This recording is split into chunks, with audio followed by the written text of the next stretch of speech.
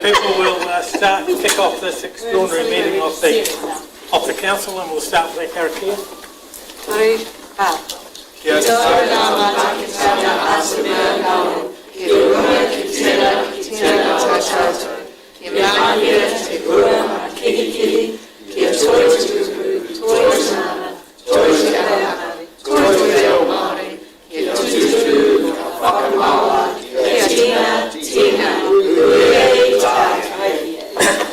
I just apologise for my voice, it seems to be going, but anyway. Have we got any conflicts of interest? Apologies, Councillor Nelson. Anybody else? Somebody prepared to move? Councillor Lennox, seconded Councillor Bowyer. All in favour? Thank you. No late items. We go straight to amendments to the 2025 schedule of meetings, and it's Karen. Kia ora, tātou. So this is just simply a report requesting approval of an amended schedule of meetings. We've removed 3 meetings from the previously adopted schedule to reflect that we're not consulting on the annual plan, and we've added in a number of other meetings where we are going out to consultation and conducting hearings and deliberations. Happy to take any questions. Any questions for Karen? If there's no questions, somebody prepared to move the recommendations on page 6. Yep. Move Councillor Johnson, seconded Councillor Lennox. Further discussion? All in favour, please say aye. Hold on. Against? Sorry, Mara. Karen, what were the days of the, or dates of the consultation workshops?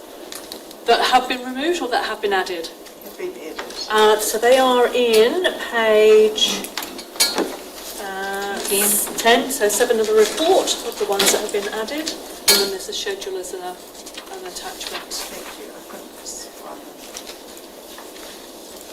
Thank you. Okay. So we have moved and seconded. All in favour, please say aye. Aye. Against? Carried. We move now to page 11. Submission to the GWRC Waifua Flood Risk Management Concepts. And that's Karen too, is it? Sorry. Kylie Robinson will be taking this paper for us. Thank you. So I'm today presenting the draft submission to Greater Wellington Regional Council's engagement on the Waifua Flood Risk Management Concepts. The purpose of the engagement is to help identify a preferred solution. So a couple of points. The engagement closed on Sunday, and GW have very kindly given us an extension, so we need to get the submission in as soon as we can. To put together the submission, we collated feedback from across the organisation with input from the assets, facilities and strategy managers and the GM of finance. Well, that was just a trick one, was it? It's an empty one. I thought I was going to get away with it. Alright, thank you. How's that? Is that alright? And as a public submission, it has been written based on the information that's available in the public engagement documents that GW have released, which is attachment 2 on pages 15 to 21. This one here.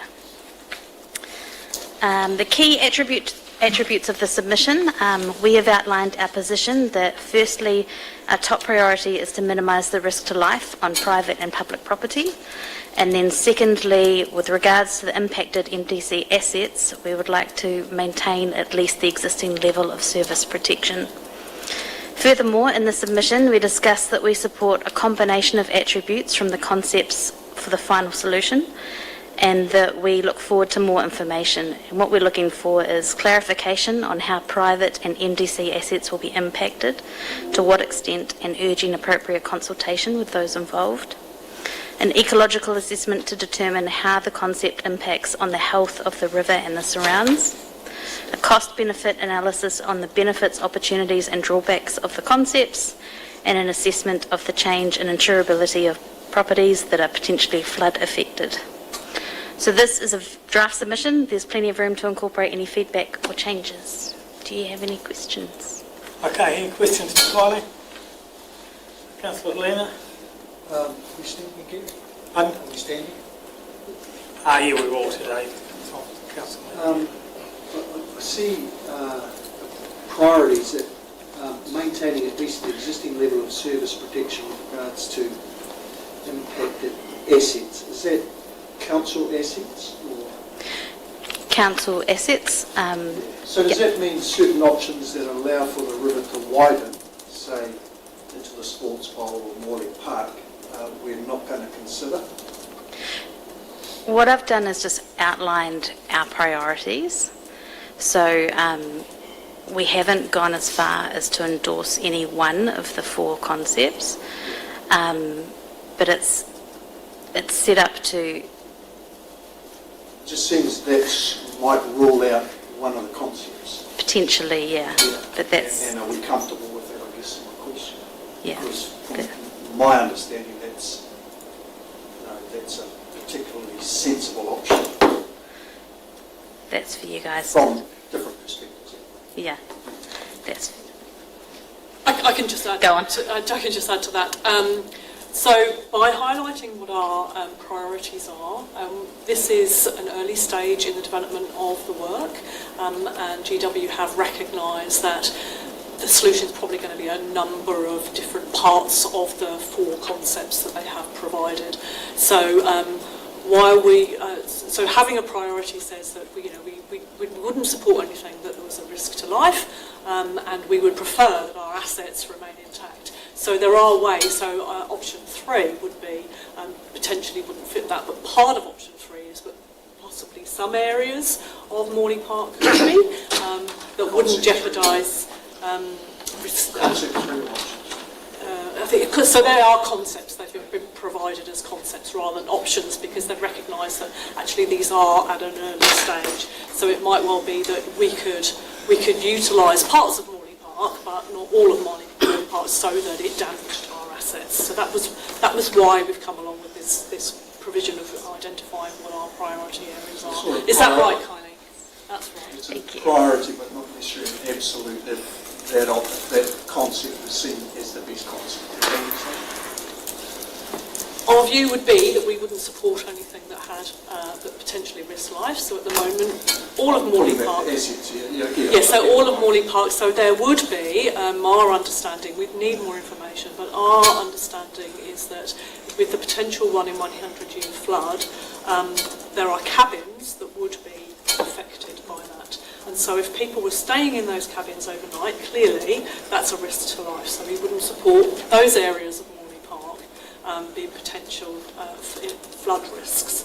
There might be other areas where it would be not a risk to life, and there might not be any damage, in which case our asset would be intact. So it's not a either or, this is our preference moving forward. Councillor Johnson. I was just going to say in your submission it actually states, come back to us with answers on these, because these are our concerns. Any further questions?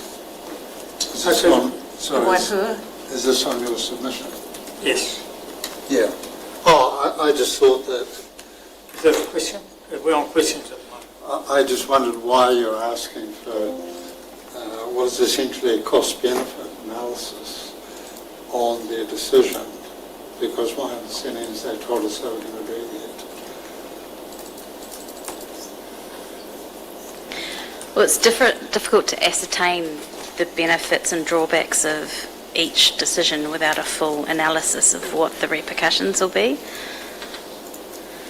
So a cost-benefit analysis would help clear some of that up.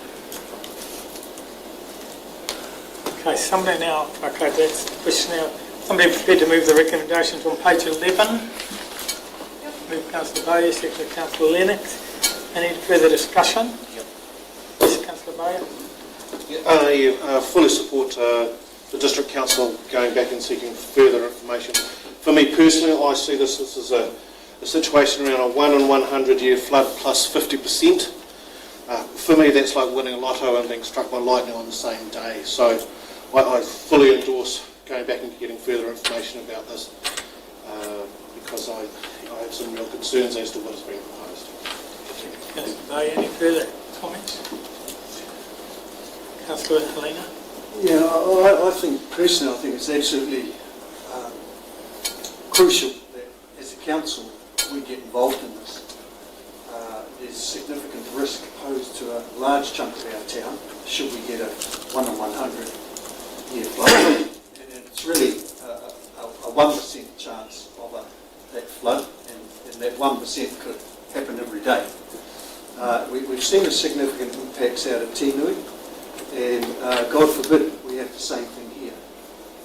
And I think it's crucial that we invest time and energy into making sure we do our very best to offer the best advice to GW and share our concerns. So, I think it's probably the biggest thing that's come up since I've been on council, in my view, that we need to consider and make sure we have an input into. Thank you, Councillor Helena. I absolutely agree with those sentiments. Councillor Goodwin, did you want to say something or not? Oh, Okay, no further comment. The recommendations have been moved and seconded. All those in favour, please say aye. Aye. Against, carried. Thank you. Page 22, the annual plan information document. Is David or Karen or Josie? And Tanya. And Tanya. Together.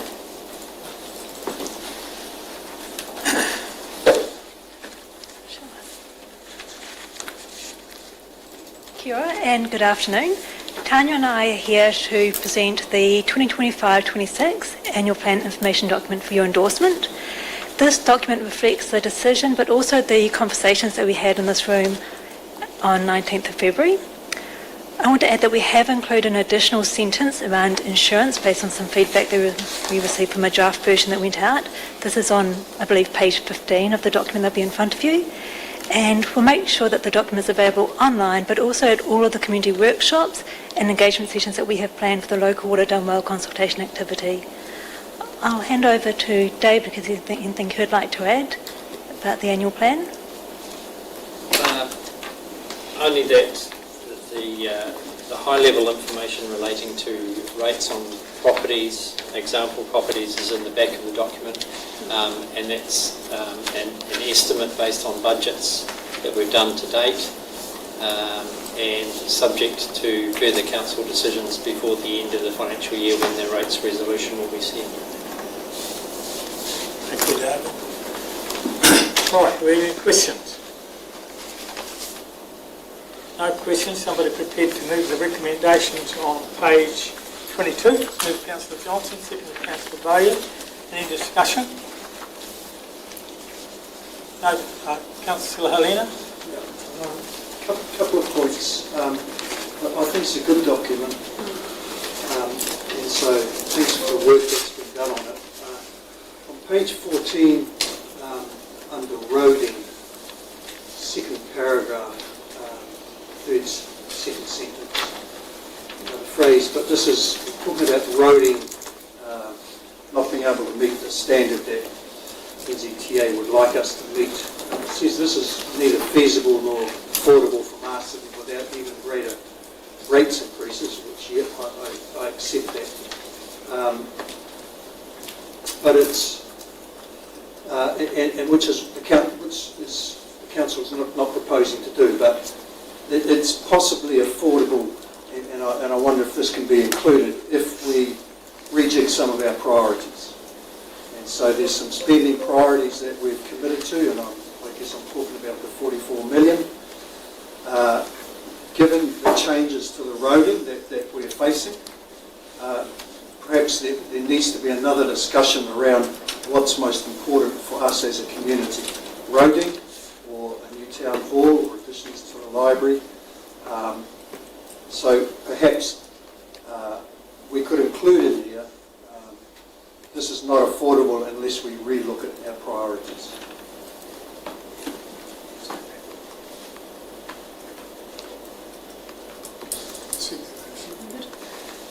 Okay, any further discussion?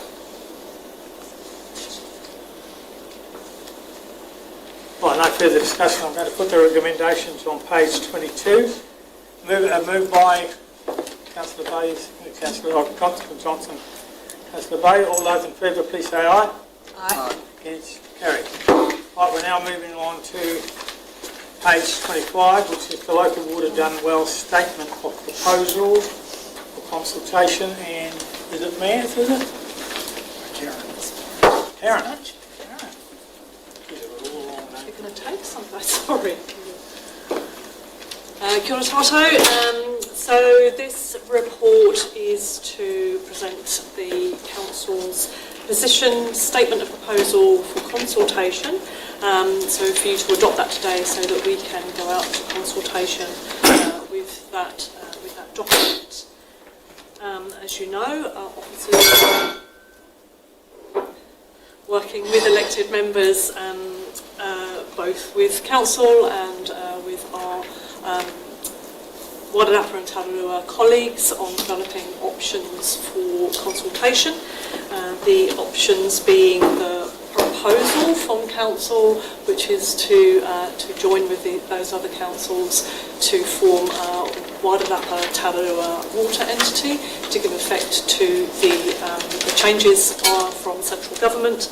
And the alternative option is to retain water within council but within a separate business unit as required by the legislation, with some enhancements to meet the upgraded regulatory requirements that have been signalled to come to us. So this document lays out those options and the benefits and the disadvantages of those options and the impact of those options on our rates and our levels of debt. We have included information in there that is required under the legislation for us to include, so that all of the communities across the country can fairly look at the options that are presented and understand what the impacts of those options will be. So I am happy to take questions on the document.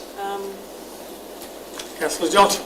In the draft, when we discussed last week, we had advantages and disadvantages, and one of the disadvantages of the Masterton aligned model was that it wasn't supported by iwi, and then we talked about having an advantage for Y&T that it is supported by iwi, but they're not included in there at all. It's been taken out altogether. So my question is why? Question is why. I think they were there. No, they're not in the latest. They were in the draft. They're not in the So I think that's a very important point. Thank you, we'll take that on board. I think that was an error. Yeah. Oh, It is. oh, it is there. It is. I can show you the page. It's good that it's there. It's good that it should not have been taken out. If it had been, it's an error. So it's good that it's Advantages and disadvantages? I thought I saw that. This is in the consultation document. Yeah. Anyway, I'll just leave that with you. Yes, it is. It's in both. I can. Okay. Sorry, I apologise. Any further questions? Councillor Goodwin. Just a query over that word standardise instead of harmonise. I see the comment that it was at the request of the AOG. And this morning I talked to Tararua and they use harmonise. I've read the Masterton press release and they use harmonise. I don't know what South Wairarapa are doing. I think it's a bit more Wellian to introduce a new word 6 months after we started talking about harmonisation. And I personally some of the words have similar meanings. And as far as I know, it's Jeff Hamilton who is the one that wanted this from this morning's discussions. No, that's not true. The AOG meeting wanted it. Well, anyway, Jeff certainly said that he had wanted it because, but as I pointed out, his own council didn't use it in their press release. I just think it's potentially confusing to people to introduce a new word 6 months after everyone has been mentioning harmonising. And if you're in love with standardising, put harmonising in brackets.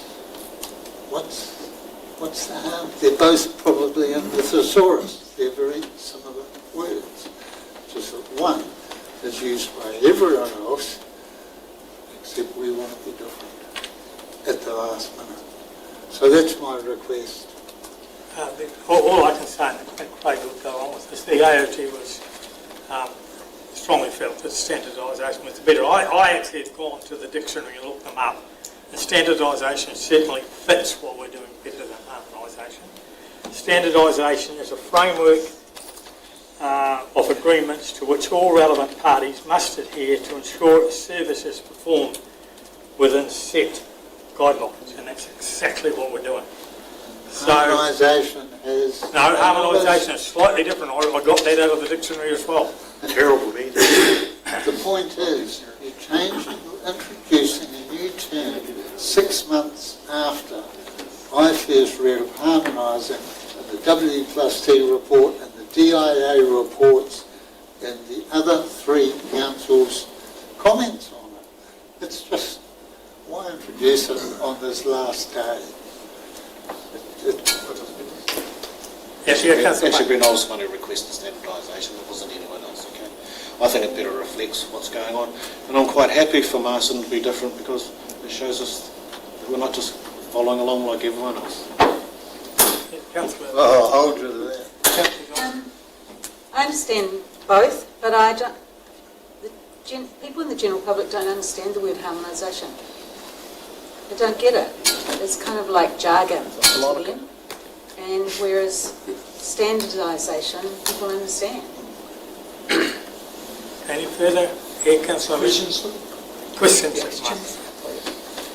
Just on that argument, I just wonder if the better word is subsidisation. Anyway,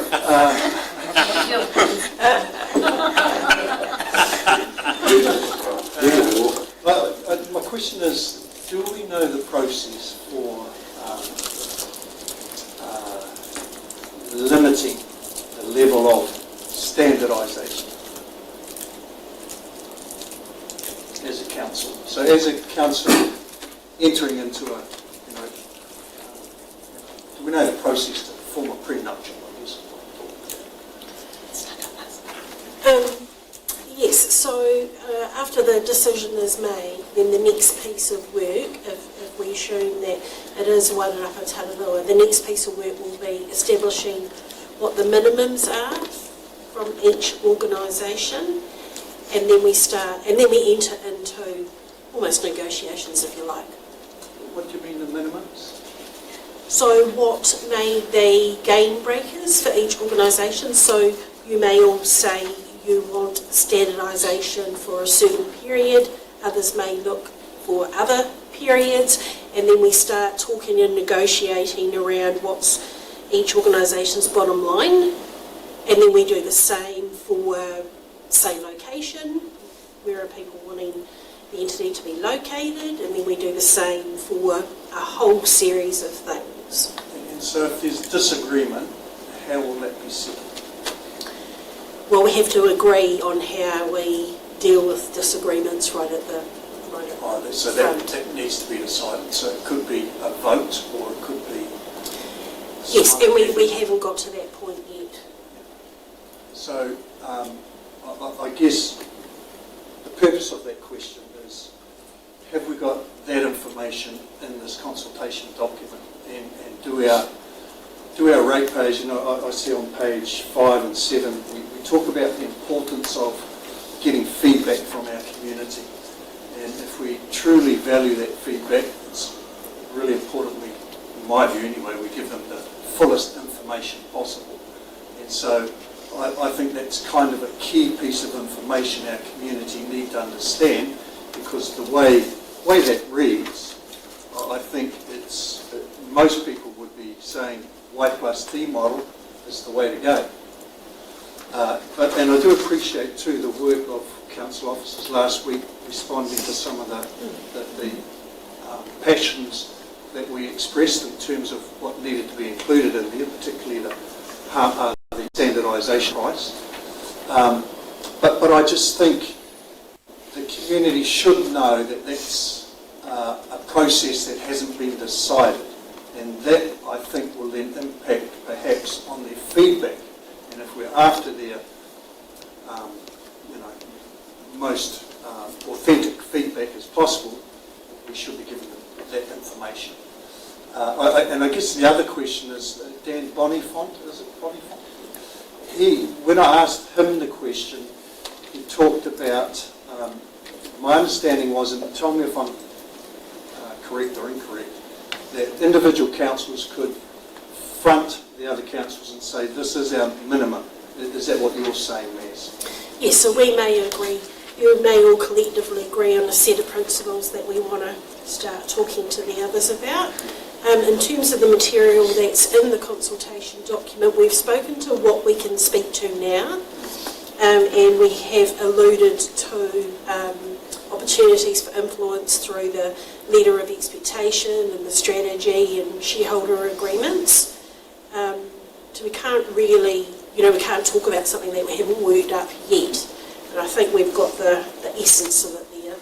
So putting the advantages of the Y+T model aside, and I believe there's many, but just talking about price, there's still huge uncertainty with the price, somewhere between the Masterton direct costs, MDC direct costs, and the standardised, or standardised price, right? So there could, there's huge uncertainty between the two at this point until those negotiations have been had. Is that correct? We have the minimum price to Masterton, and then we have the standardised price if all councils are sharing, or if Masterton is subsidising the other councils. Yeah, I think what we've reflected is based on all the work that's been done to date, and also best information that we have. Yeah, but in terms of the Still price, not 100%, I guess my question is, in terms of the price, are we making it clear to the community that that's very uncertain at this stage? I think so. Yeah, well, I don't think we are, but perhaps that's for the discussion. Councillor first.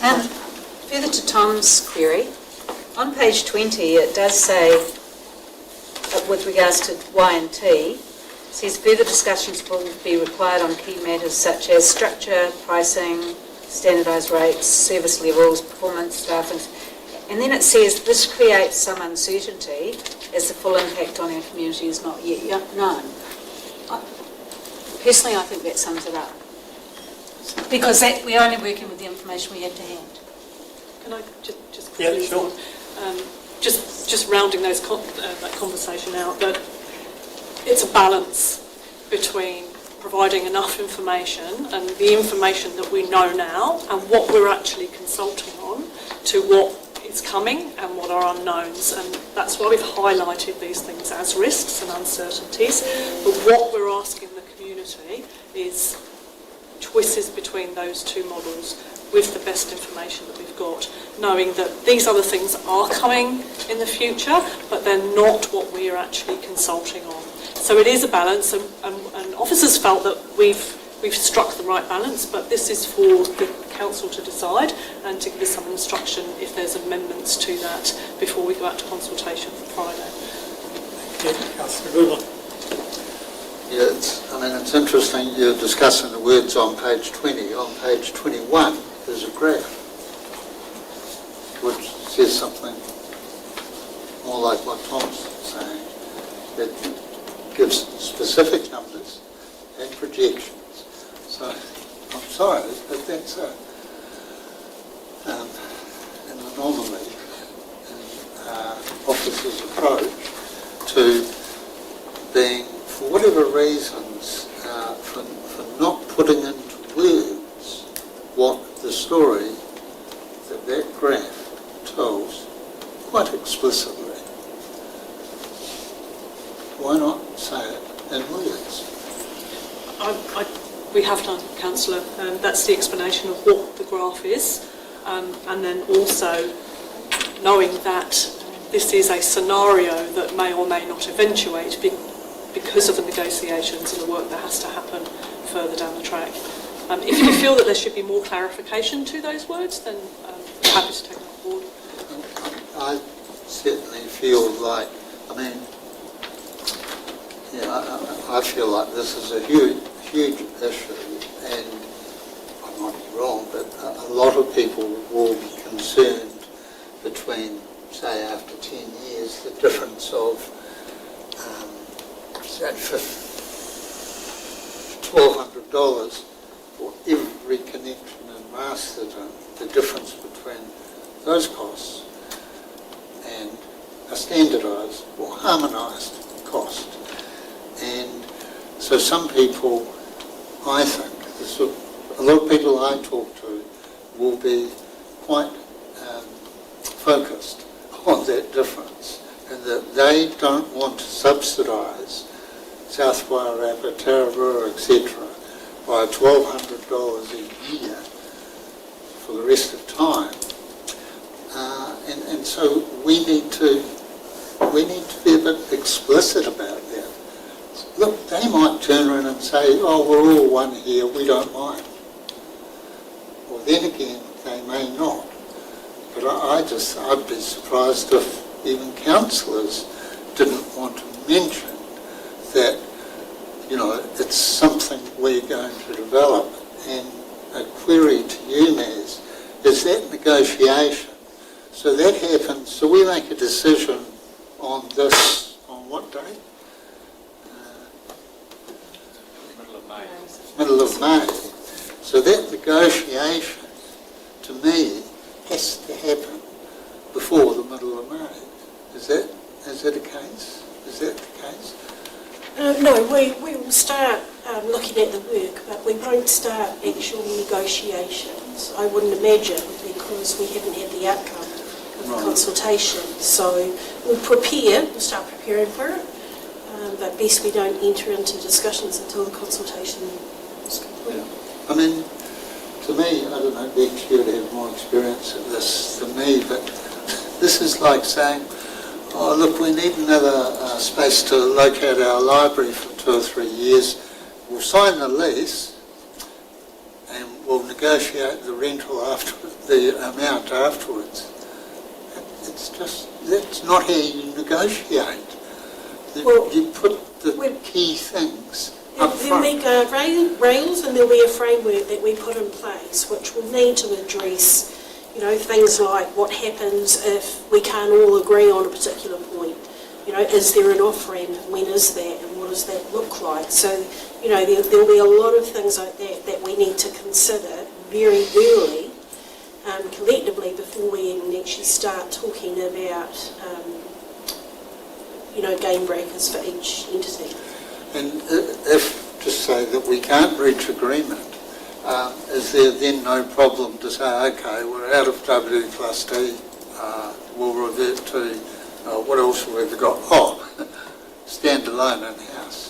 Well, we're still bound by legislation in terms of the timing of when we need to submit a water service delivery plan, but I'll defer to Karen around any, if we need to reconcile or anything of that nature, but I would imagine that if we can't broker a deal that suits everybody, then our alternative is our alternative.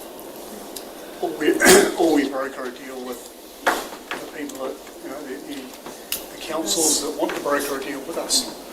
So I just cannot see why before that mid-May decision we don't see if we can find agreement in this council as to certain bottom lines. There may be other issues that come up, but I just feel like from a governance perspective, give us the chance to influence this negotiation by saying up front, the harmonisation one is obviously one that I like, but there may be others.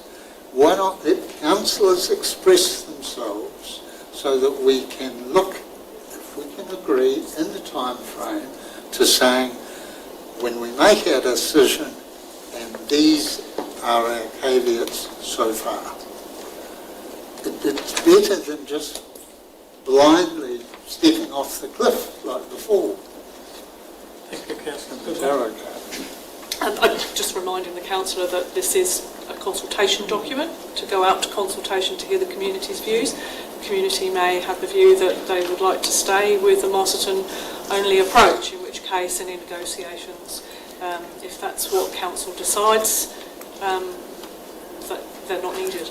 Okay, look, I'm sorry if I'm off subject a bit, but I still, you couldn't put everything I just wanted in the document, but we need to have a process in this council to at least attempt to reach, see what caveats we can agree on before we make our decision. Because for some people it might be, well, if I can't get that, I'll go with the other option. There's only two. And if you're having a proper choice, you need to put as many of your cards on the table as possible. I'm talking about for us councillors. Okay, So is there some, can you give an answer on... Well, to help close that out, we will be bringing work back to you all over the coming weeks, which will be forward-facing, and it will be thinking and considering all the next things that we need to work through to get through the next phase. Mr. City, can I ask you, could I have an assurance that we will have at least one formal meeting of council before we make this decision, where we, if we can find agreement, can add caveats? Can I ask for that? That's a good one. You need to have the other councillors wanting the same thing. I'm asking you, let's try it this way first. Yeah, look, I think Mayor's has responded well in regards to us coming back to the council and talking about what those caveats might look like as part of the negotiations. And so... But that's not quite the same as me wanting a chance for this council, if it can agree, to put those caveats up before it signs off this decision in May. Yeah, I can't give you that guarantee because I think there's so much to work through as part of the negotiations and caveats that, we'll bring back as much information as we can between now and that time. Yes, Johnson. We hope it works out. But my understanding is that when that information comes back to us, we'll all roundtable that and work out what's important and what's not. And what you're talking about will fall out of that. Because you want to isolate what's really important to us and what are the deal breakers are. Is that correct? So are you saying it will fall out in time before we make this decision? No. Can And I if I help could be here? assured of that, I'd be... So the consultation is, what we're talking about today is the consultation document. Yes. In the context... When you all make a decision after the consultation, then that decision is a decision that stands on its own. It won't be subject to a whole lot of caveats. All of that work comes after. So at this point it's consultation. Is it Masterton existing approach, or is it Wairarapa Tararua without caveats? The next piece of work is what might be the conditions Of the new ideas. Look, can I just ask, is there any councillor who wants to subsidise the other councillor? I think that's an unfair question, Councillor. I think it's a key where issue. we're going. It may be, Brent, that the consultation will show we want to go Masterton enhanced, and then everything you're saying is out the window. It may do. Yeah. And it may go another way. And if we get to that place and say, Well, let's wait until after the consultation. It's a little bit late to have a hardball negotiation now. It's not too What late. will we do? Just shed a tear and... It's not too late. It's You not too know- late. It'll work its way through, I'm sure. And one thing I will say... Blind faith. I mean, faith will never get you anywhere. Well, one thing I will Look at the say... history. Brent, if you just listen, please, for a minute. One thing I will say through the AOG meetings, and I'm sure that Craig will back me up, is that the spirit through those meetings between the four councils has been to work together, to listen to each other, and I'm quite certain that there will be whilst there's going to be some tough bargaining there's going to be a feeling that we need to look after each other, and I'm convinced that's going to be the case. Now, you may say, oh, but that may not happen, and it may not happen. And I'd love to hear you say that, but I have a legal obligation to not look after each other. I have a legal obligation to look after the people of Yes, we all do. Masterton, not South Wairarapa, not Tararua, nowhere else. Yeah. No one's arguing that. Thank you, Councillor Goodwin. Any further questions? Okay, somebody prepared to move the recommendations on page 22. Move Councillor Bayer, seconded Councillor Holmes. Any further discussion? Yeah. Councillor Bayer? We think the document's really good going forward. I'm really looking forward to seeing the public feedback around this and along with the numbers, because this is important and the public need to give us their feedback on it. Councillor Holmes?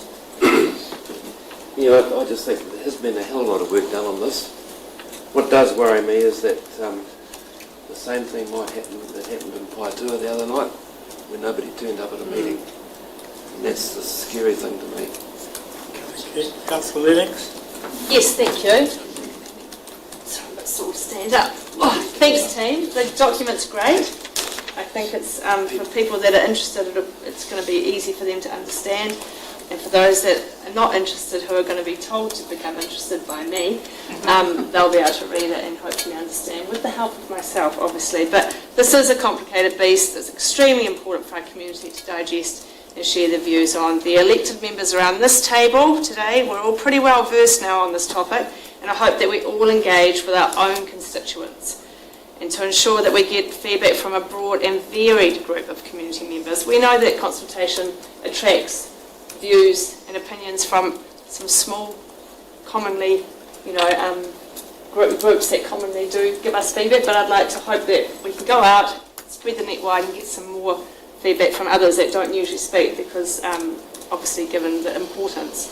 And that at the end of the day, when we do have our consultation and any further information, that we can make an informed and considered decision for the future of Masterton's water. Thank you very much, Councillor Lennox. Any further? Councillor Helena? Strongly support Councillor Lennox's points there. We do want our community feeding back, but we want them to be feeding back on information that is as accurate as possible. And for me, I can't support the document unless there's, well, let me go back a step. I think a number of the changes from last week have made it far better, much better, more transparent to the community. But there's still the one issue for me around the standardisation, and Councillor Johnson's right, one of the additions from last week was the fact that there were the comments around that the discussions on standardisation will happen there'll be a process for that, even though it's very unclear what that process is. But I think in fairness to our community, we need to make it very clear to them that there's a huge risk with the Y+T model in the sense that there's a whole lot of stuff around price that's still unknown and how price will be determined. And there's a range between what is the wording on the graph? Masterton as part of the Y+T CCO, that price, and there's a huge difference between that price and the standardised price. And the price could fall anywhere. And we need to let our community know that's the case so they can give us good feedback on the two models. And so if we were to be a bit more explicit around the risks in the Y+T model around pricing that are unknown, I would certainly support this document, but I can't in its current form. Thank you, Tom. Could I just ask you, Tom, would you also agree, though, that the standardisation could in fact benefit Masterton further down the track when Homebush comes up and whatever, and so there could be benefits for us as well. So there could be advantages actually for Masterton. Yeah, So it could be in both the advantage and the disadvantage. Yeah, that's true, and that can be put in because we know the numbers. There's huge uncertainty, as the member from Karanuni tells us. Until we dig up the ground, we don't really know what the costs are. Look, I think long term, if we're going to work as a unified group, there will be standardisation. And I think that will probably occur quite naturally. But our community needs to know that that's probably the case. Yeah, well, all I'm saying, Tom, is the community would need to know that there could be advantages and disadvantages to standardisation. Yeah, there could be. Yeah. Yeah. But from what we know at the moment, it's going to be mostly disadvantages. Well, if you look at Homebush, if we look at the Featherston treatment plant, if we look at the 7 plants in Tararua that need fixing, I would say that the risk is heavily on Masterton District Council ratepayers, and based on the information we've got, if we're going to throw it completely out the door, based on this information, it's very clear who's going to be subsidising who, and let's just make that clear to our community. Yeah, that's what said like that, but I take the point. I mean, Homebush is what, 60 million, isn't it, or something? And Featherston's 310 million, the independent report, was it? Okay. Yeah. Okay, any further questions, any further discussion? Councillor Bourbon. Yeah, just a correction, Gary. All the graphs that have been produced by DIA and the W+T report take into account Homebush, because they brought Homebush forward as they brought the South Wairarapa and Tararua figures forward. And there is it doesn't look like coming anywhere near close for our spend on Homebush, bringing us within even 10% of the next lowest. So I don't know where you get, well, it could be that all that information is wrong and you know better, but that's what we've had so far. That's all that the public's saying. I was just thinking you're making a hell of a lot of assumptions. David, did you want to say something? Well, the DIA numbers had the 10 years of the long-term plan. The Homebush upgrade is scheduled for 2034 to 37, which is outside. No, the LTP numbers did not pull that forward. I'm sorry, David. I'll take a bet with you. In the Matthew Townsend report, on the last 4 pages, if you look through there at Masterton's expenditure, it pulls Homebush into it. And they did the same, and Naz probably knows something about this, with South Wairarapa and Tararua, where they poured some of their year 11, 12, 15 into those budgets. And I will take a bet with you that that is right.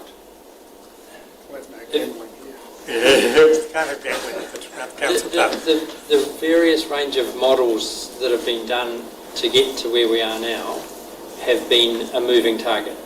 So just tell that me we were what's starting. in those graphs. We started with long-term plan numbers. That was the basis, and Homebush is not in the 10-year long-term plan.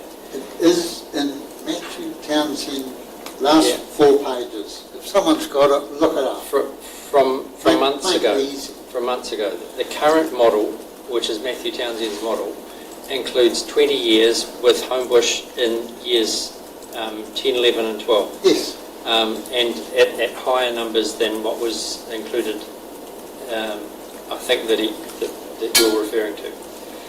So, 26%. Numerous iterations of models have been done to arrive at a point where we're reasonably comfortable that the numbers are not understated. Potentially some of the capital expenditures overstated, but that's the current best information. It's the current best information to base a model on, and we will keep improving the information as we move forward.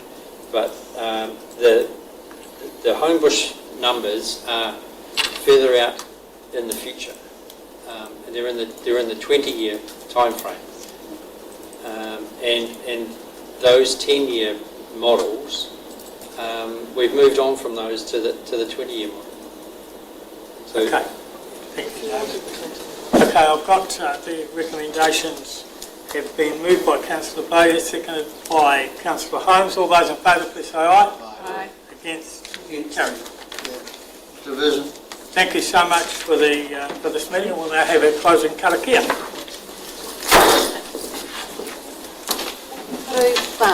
Kia mutu tō mātou mahi o te rewa, manaaki